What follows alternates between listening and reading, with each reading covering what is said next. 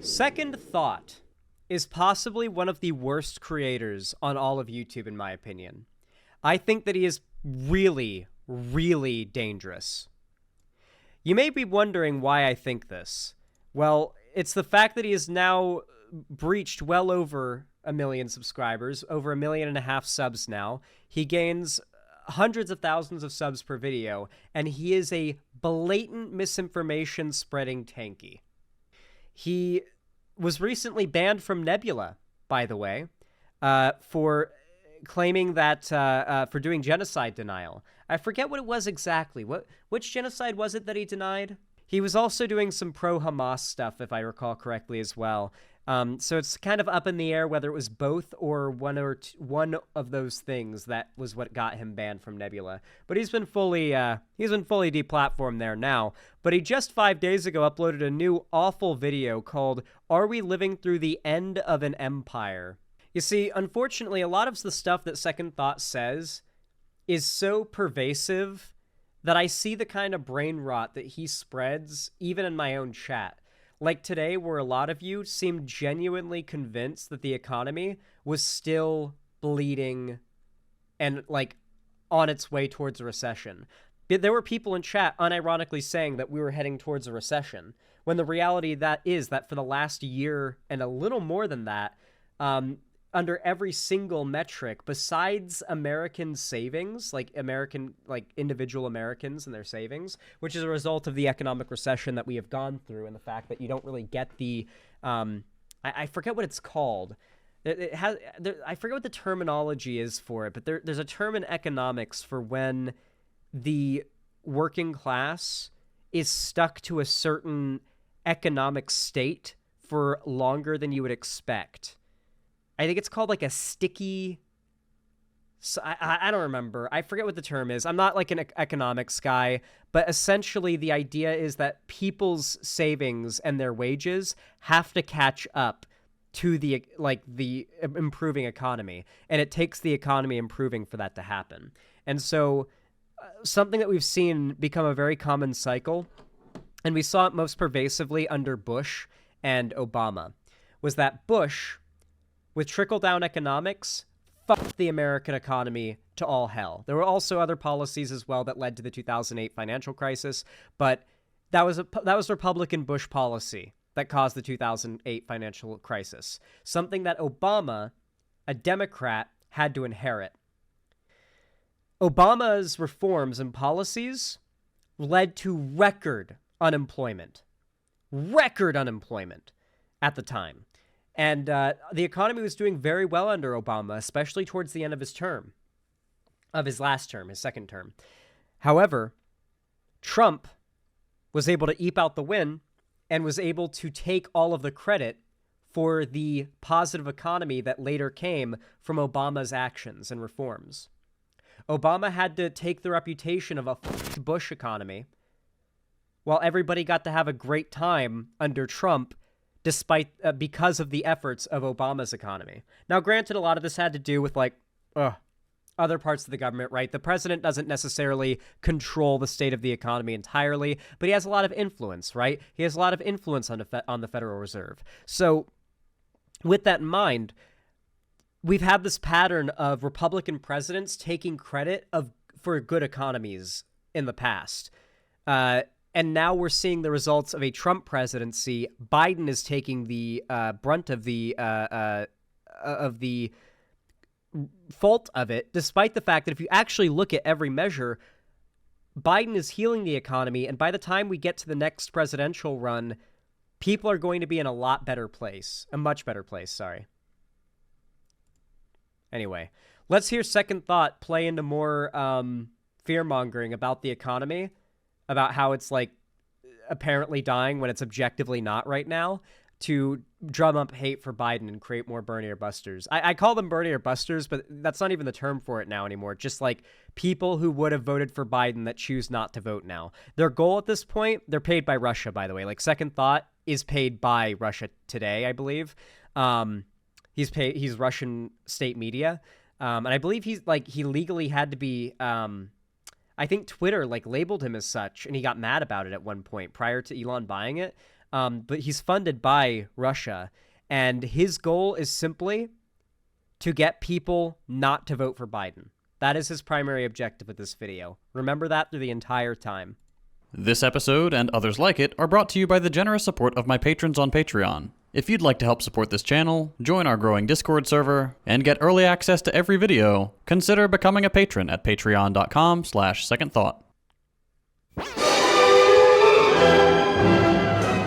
Throughout the well-worn... Second Thought is also a good example of how good editing and script writing can make misinformation and propaganda seem very objective and educational. He makes these videos like they're educational, like edutainment videos of the lines you might see from like Professor Dave Explains, or you know, like the channels that make videos like this that are non-biased edutainment videos. He makes them like they're non-biased edutainment videos when they are objectively and blatantly political propaganda. It is one of the biggest red flags about his content I ever felt when I first watched him in the first place.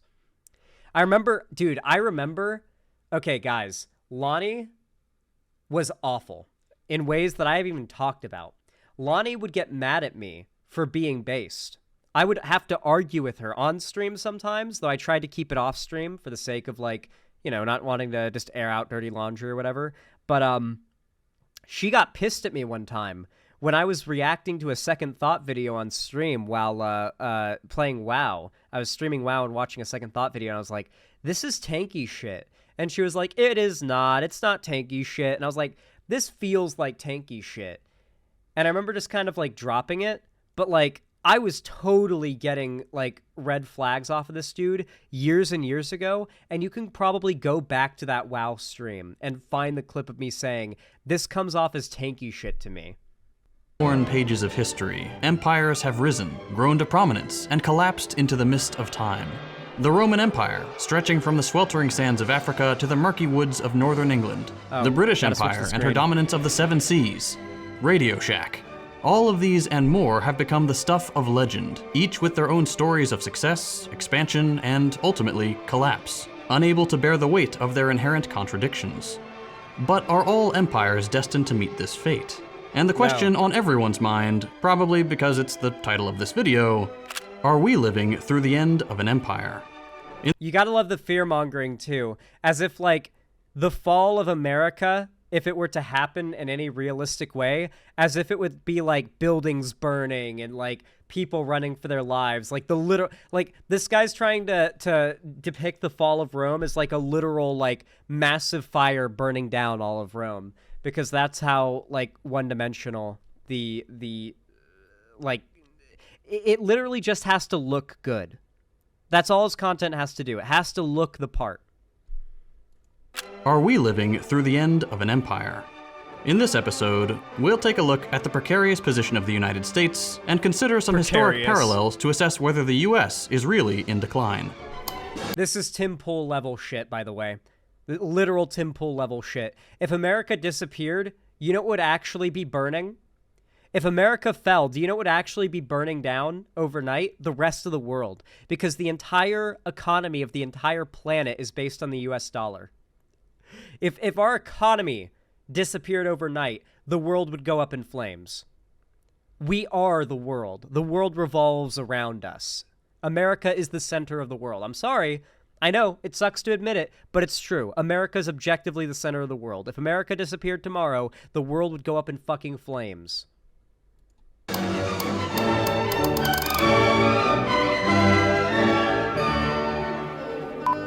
All right, here we go. I'm ready. Nope. Oh my terrible. God. All right, I'm ready. How do you take this guy seriously? How does anybody take this guy seriously? He looks like soy boy Mr. Beast. Rome. Or like, you realize he's copying Mr. Beast's he's copying Mr. Beast's actual like one-for-one facial hair, right? Like that is literally Mr. Beast's one-for-one facial hair. The patch, the chin strap, the patch, and the like pencil beard Literally Mr. Beast. I hate the curls. I hate them very much, yes. Dudes having curls in their hair is, like, not... Like this kind of curls. Like, the best example of, like, the kind of curls I do not like dudes having in their hair is Quebblecop.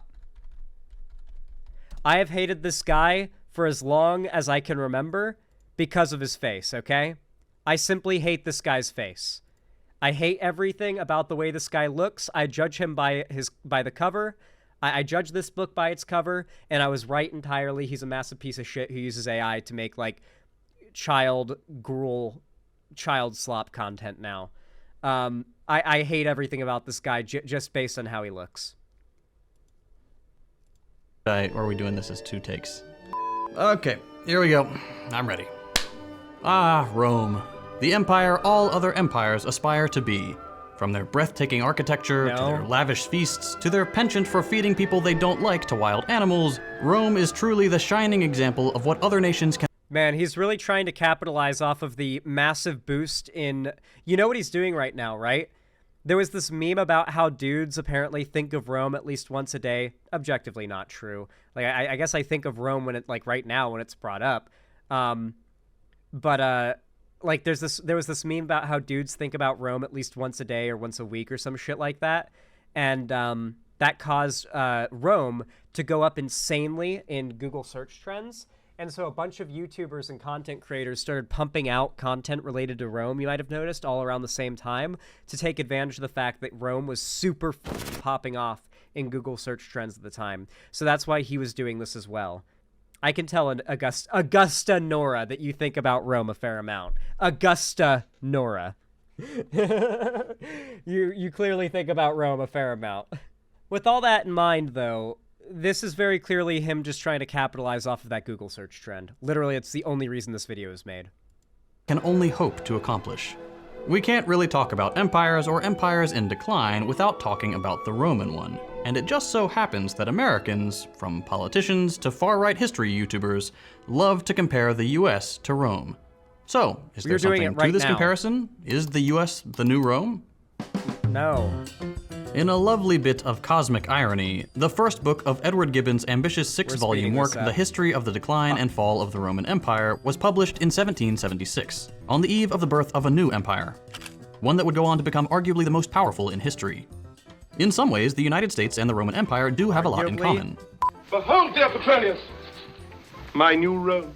An insatiable desire for expansion, extreme inequality, a globe-spanning network of influence, a penchant for chattel slavery. Wow, literally 99.99% of civilizations that have ever existed. A penchant for expansion, having inequality, extreme inequality, by the way, in modern-day America. I wouldn't say it's extreme, but there's inequality. Global, dude, you can't say there's extreme inequality in America when, let's take a look at how, like, kids in the Philippines live really quick. Let's look at, like, how kids in countries that America, like, enables live right now. This is, you can't say that America has extreme inequality when, like, countries that America, like, directly puppeteers the government of have living conditions like this for literally thousands upon thousands of children. Look at this. The Camarines Norte Peninsula in eastern Philippines is Asia's Gold Coast. Across the country, over 200,000 people work as small-scale gold miners. Every year they produce hundreds of kilos of gold, exported worldwide on the black market. Driven by poverty and... This is a mud hole in a swamp, and many times they send kids down into them because they're small. Hunger, they stop at nothing to dig out a few flecks of precious metal, including risking the lives of their children. Yes, this is voluntary child labor. And yeah, it's voluntary because they can't go to school because they can't afford it. They have to stick a tube in their mouth. You saw that what that was, right? The claustrophobia and thalassophobia should be popping off. This is a kid who stuck a tube in his mouth and is now descending down a little tunnel that is completely submerged to get down to the bottom of a silty, muddy swamp floor so he can use a vacuum to suck up mud that might have gold in it. So he's, like, got a tube in his mouth that he's breathing through and exhaling out of his nose as he goes down a dark tunnel down to the bottom of a swamp. to get to the muddy, murky bottom. These remote jungle camps are at the centre of the Philippines' gold rush, and at the heart of the business are children. Joshua Lassup is 11 years old.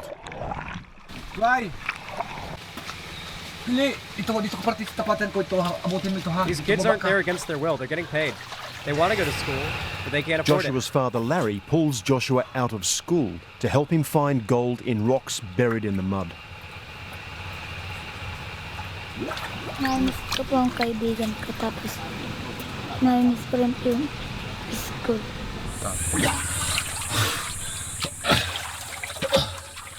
Countless people live like this. You can't say that America is uniquely, like, unequal and has unique extreme inequality when countless people around the world yearn and dream of coming to America to live a, like, dream life.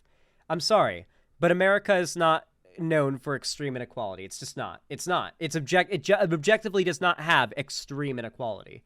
Not when there are places like that exist as a contrast. Global influence. Every single civilization ever yearns for this. Chattel slavery. Every single, like, civilization on Earth has done slavery. So, I mean, yeah, I guess. Everybody did slavery. Many people are still doing slavery right now. Slavery is still a thing in a lot of places. Military dominance, and decadent displays of wealth.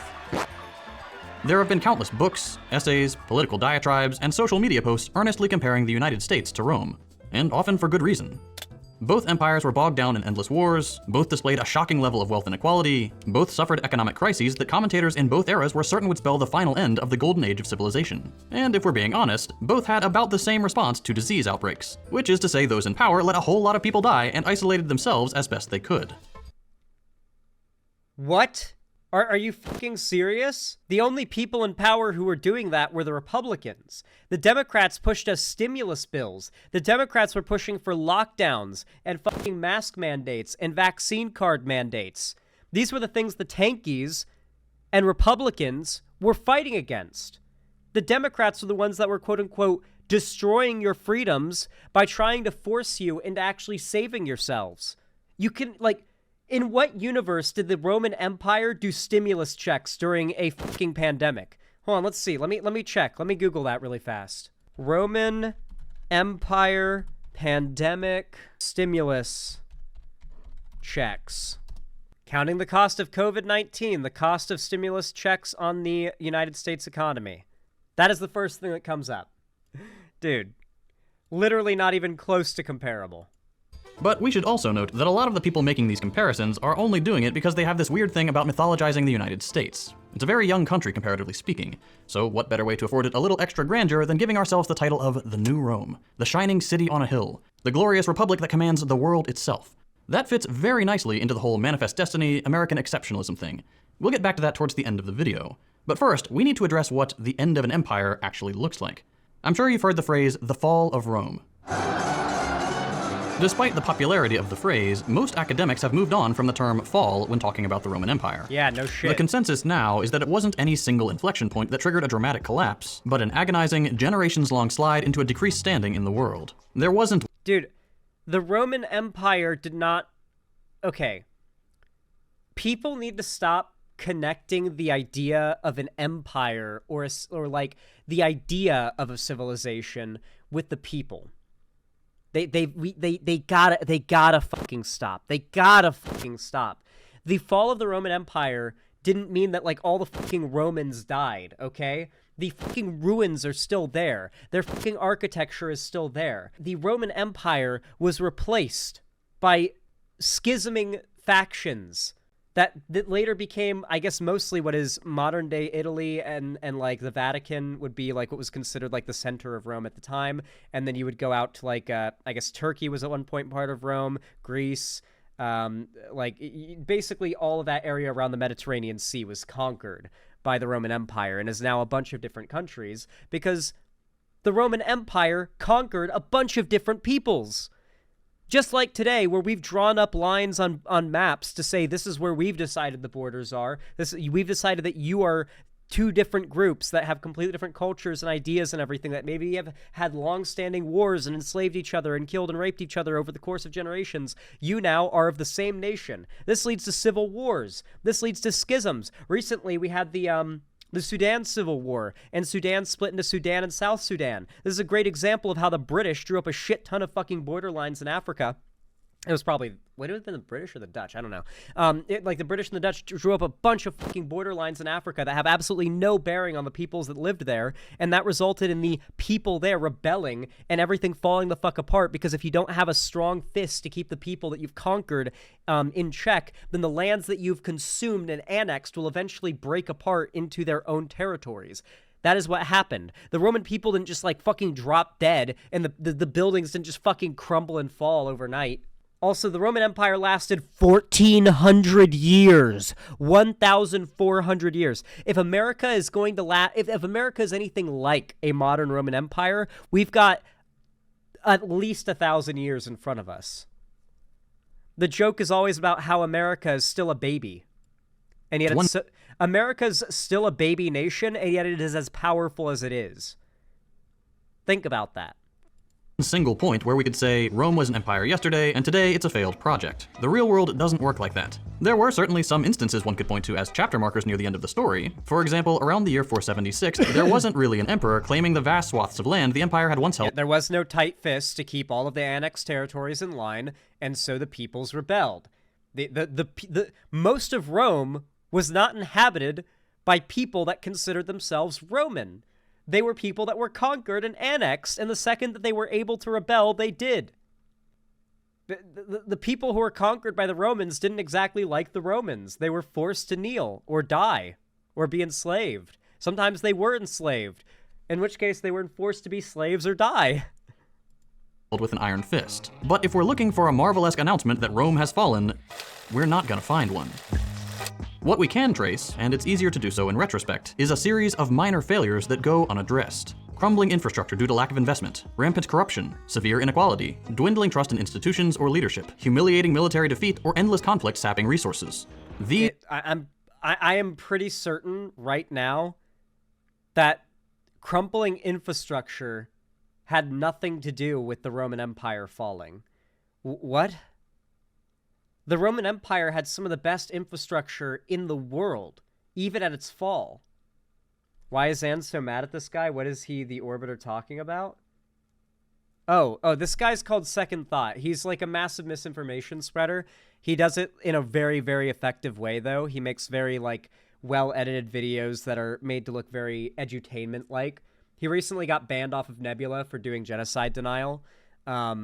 Because they figured out he's not an edutainment channel, but a propaganda channel, and he's a tanky. So, like, yeah. He's a massive piece of shit, and he hides it well. That's why I hate him. These all add up to a very real challenge to the structure of an empire. To take the Roman example, the city of Rome itself had been sacked multiple times, but what really did the city in was when the supply chain failed. State-subsidized grain shipments on state-subsidized ships tied up at state-subsidized docks. Eventually... It's almost like they built their empire on conquering and then lost the means to defend their territory. Listen, as much as America, has built itself on conquering, I don't think there's any risk of the American people or, like, any group of people that America has conquered rising up and, like, destroying us militarily. No one's been able to do it yet. The only thing that can ever happen is stalemate, because America... Guys, I'm gonna be real. If we wanted to, like, deal with the Taliban, we could have done it in a year. We could have glassed literally all of Afghanistan in a year. But we didn't do that. Instead, we wanted to fight a boots-on-the-ground war, train soldiers and keep them posted, and implement a government in the capital in Kabul, and try and create some form of, like, peace. Try to come to peace talks with the Taliban. Because the fact is, the Taliban are very powerful. They're very big, and if Afghanistan is going to exist, the Taliban were going to exist. It was as simple as that. And we were trying to come to peace talks. Unfortunately, the popular sentiment was we should just pull out no matter what we did, and the people of Afghanistan, especially in Kabul, did not agree with us pulling out when we did. The people of Afghanistan did not want us to leave. I mean, like, obviously now we've seen, like, the countless videos of, like, millions of people hoarding up on fucking airports, trying to grab onto the side of, fucking not aircraft carriers, the fucking, those giant fucking planes, the ones that carry, like, tanks and fucking cars and shit that they had filled people up with. You had the people that were, like, grabbing onto the wheels because they didn't want to be left to the rule of the Taliban. This is what it looks like when the imperialist America pulls out of a nation, by the way. Afghans hold onto plane. Look at this shit. This is what it looks like when the evil imperialist America pulls out of Afghanistan. Shocking scenes of desperation and chaos in Afghanistan are being seen around the world. Can't believe my eyes, says the man who shot this video of people clinging to an American cargo jet as it takes off. Machine gun fire could be heard as thousands of panic-stricken Afghans stormed the airport. They battled their way onto civilian planes which took off with hundreds of passengers jammed inside. One air traffic controller marveled as a pilot ferried 800 people to Dubai in a plane designed for 150. 800 people on your jet? Holy cow.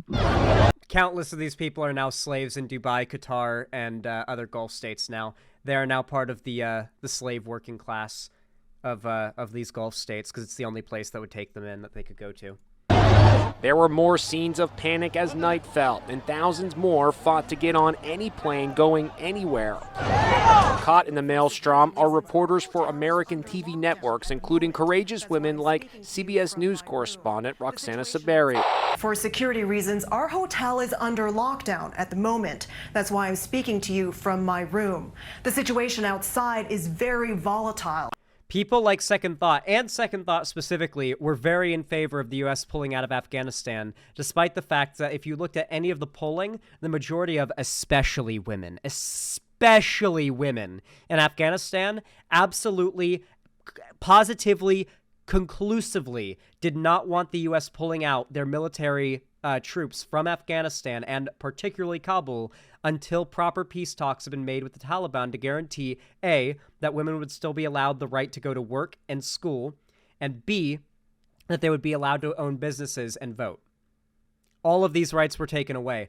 One of my favorite things that fucking happened, that I predicted would fucking happen within a week, if the U.S. pulled out of Afghanistan, and I got tons of shit for saying this would happen, is what the Taliban did when they rolled into Kabul. Taliban burning mannequins. You see, women are no longer allowed to work or own businesses or buy clothes in Afghanistan anymore. They were for the last 22 years that we've been there since 9/11.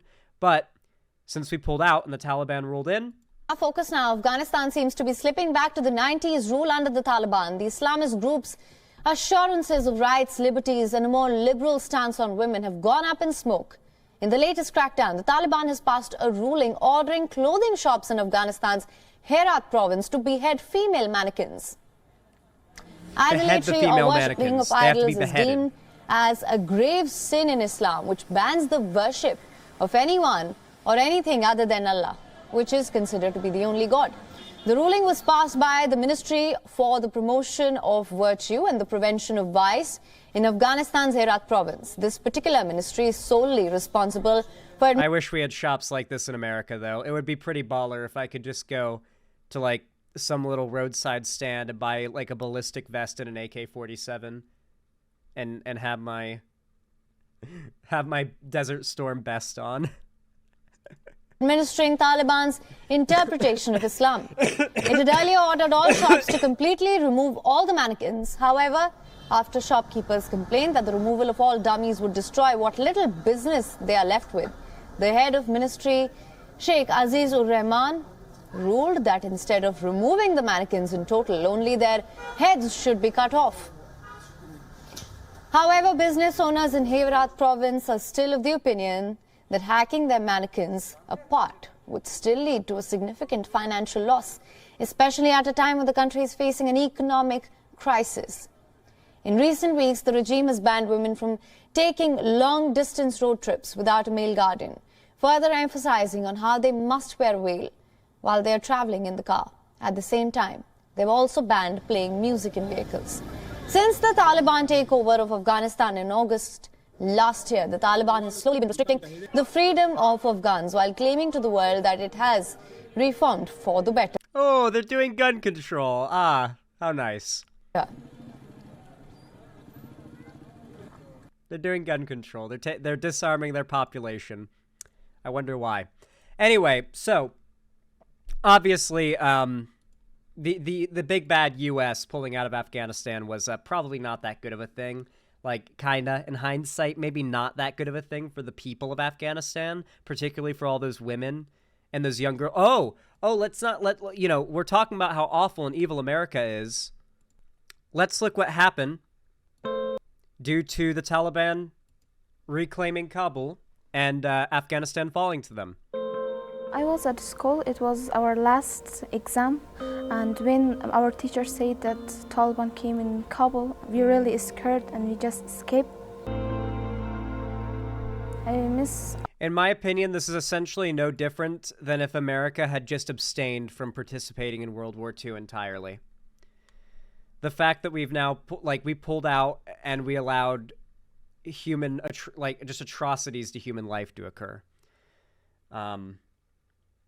Like, human rights and freedoms have been destroyed in that country due to our leaving. It was objectively a bad thing.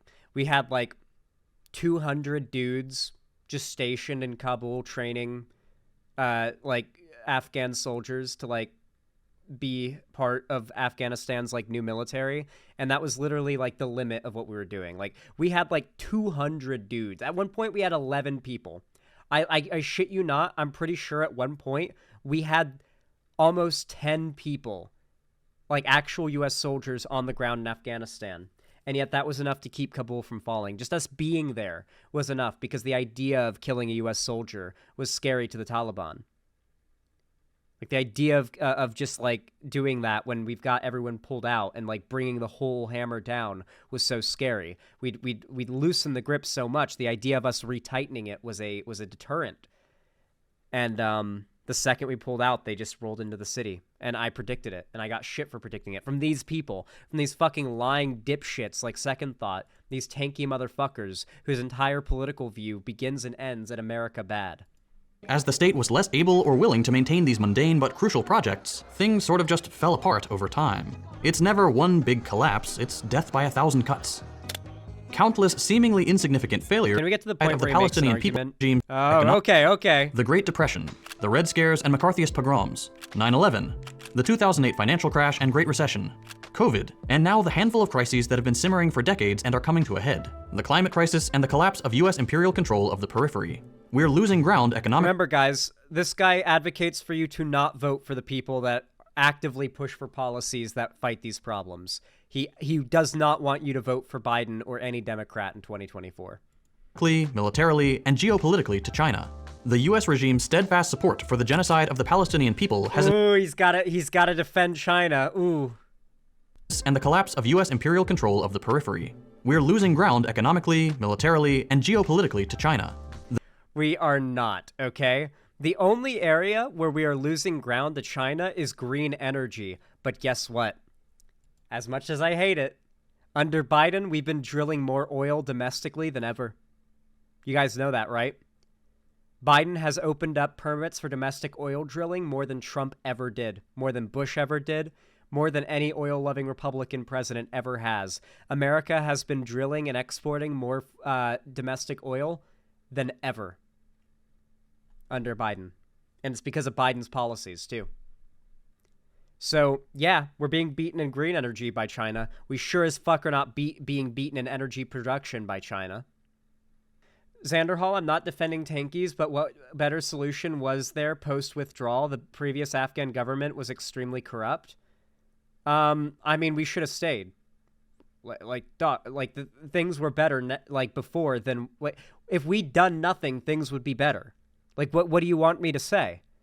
Are you trying to get me to say, some evil take that we should have stayed in Afghanistan? We should have just kept things as they were, so evil and bad and cancelable? No, I think we should have kept things how they were. It's better than how things went. What we did pulling out was worse than if we'd done nothing at all and stayed there.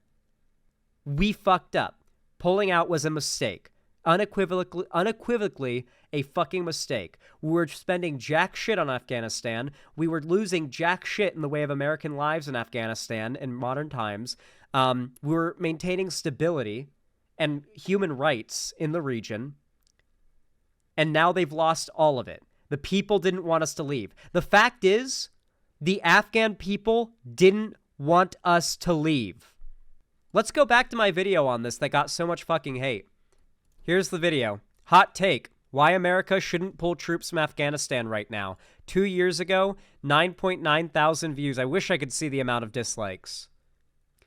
Here's some of the comments. I'm officially a tanky if this is what BreadTube is. This went from a hot take 3 months ago to the coldest take in the universe now. Here's a comment from after everything happened. Afghanistan has always been a real-life trolley problem. Any decision will cost lives. Zan, do you think the U.S. should have invaded Afghanistan in 2001? They hated him because he told the truth. Don't you love the incredibly messy and nuanced situations we force ourselves into? I know, Xander Hall, I have a lot of respect for you, but I don't agree with this argument, so let me explain a bit. The good and possibly temporary effects of American imperialism do not outweigh the problems it constantly causes. Call me a tanky. This is before I'd purge so many of these people from my community. You wonder why I ban people so readily, but this is what my comments used to look like when I was right. Call me a tanky, but I think all nations have a right to self-determination unless the people of Afghanistan, who like the Taliban, have the home field advantage, unite against the Taliban. This problem will forever exist. The Taliban are just as undefeatable by the American troops as the Viet Cong, and we can't just expect to continue occupying Afghanistan as a means of... and they just go on. Can't believe MGSV prepared me for this history lesson. That's a good comment. Yeah, basically I got a lot of hate for this. Let's hear what I actually say in the video and how fucking right I was. Listen the fuck up. If you're watching this and you're a lefty and you live in America, or even if you don't live in America, most likely you live in America, you are probably anti-war. Hypers in chat, if you're a lefty and you're anti-war, you don't like the way that America engages with other countries for the most part, with like imperialism and what have you. Yeah, let's skip to when I get to the argument here. There's a particular frame I know that I bring up that I want to show. People that were surveyed say that they would not like if the U.S. accepted... Here it is. Here it is. And they will reenact any... Here it is. ...things that America has helped do in the country. Now, America wants to leave. Many of you may be wondering, well, why is that a bad thing? Well, the Taliban are so bad that even the people of Afghanistan don't want America leaving if it means the Taliban retake control. And the Taliban have said that they will execute any citizens of Afghanistan that helped America, and they will reenact any terrible policy that used to be in place before America helped liberate the country, most of the country, of the Taliban's control. If we look at the polling data, 73% of Afghan people that were surveyed say that they would not like if the U.S. accepted a peace deal with the Taliban that did not keep women's rights to work outside of the home, as well as 85% that said they don't want a peace deal if women and girls are no longer able to go to school. The vast majority of the people in Afghanistan do not want America leaving if it means the Taliban retake power and roll back all these positive things that have happened in the time since America occupied the country. The amount of fucking hate I got, dude. The amount of fucking hate that I got is insane. The tankies, and frankly the tanky brainwashed people in my own audience, descended upon me with hate like I'd never seen before. I was getting shit nonstop. Someone got a clip of me talking about how the situation in Afghanistan... I said, let me see if I can find the clip that people took out of context and tried to like use to make me sound stupid, like I didn't know what I was talking about or something. No, I'm gonna give a short history lesson. Here, let me see if I can find it. But it is a very, very isolated country geographically. It is a very and desert there. Most part, it's a very rural, a very large city. You know, obviously not counting Kabul, which is a very large city. If we get a look at it, very, very large city, Kabul is. But for the most part, it's a very rural country. There's a lot of mountains and desert there, mostly mountains, okay? It is a very, very isolated country geographically, which means if we go back to even recent history, you'll find a pretty interesting detail. Up until fairly recently, Afghanistan was a very what's the word for it? A very I guess nomadic would be the word for it. A very nomadic nation. There are a lot of different ethnic groups and a lot of different. This is irrelevant to what I'm talking about. I'm trying to find the clip that people. Soviet Russia. Talking about the history of like Soviet invasion. So if we send American soldiers, you know, in what is called a proxy war. Yeah, proxy war. Cool. Doing it. You're an now this guerrilla tactics numbers. The right? funny thing as well is I'd already talked to Dylan Burns about this shit at this point. So like the stuff that I'm saying is literally just from like studies and historical documentation I'd gotten from Dylan Burns, who is like entire job. He was, I believe, still a political consultant at the time, like a foreign policy advisor at the time for Mike Gravel. Like, literally, I got that info from him. Like, he had the foreign policy knowledge. I trusted his foreign policy takes because he was fucking right, and he knew how to support his arguments in a way that no one else saying that the U.S. pulling out of Afghanistan was a good thing could.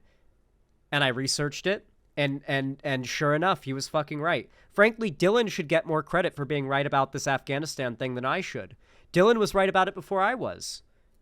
I was the only other person, though, that was taking his side. He got a lot of shit for it as well, but I'm the one that kind of gets the credit for having been right about Afghanistan the whole time. But yeah, dude, these people, like Second Thought, were the ones that jumped down my throat for saying this. Because the fact is, no matter what, America bad. It doesn't matter how bad the actual bad guys are. If America is their enemy, then America bad. No matter what. When in doubt, America bad. That's the tanky motto.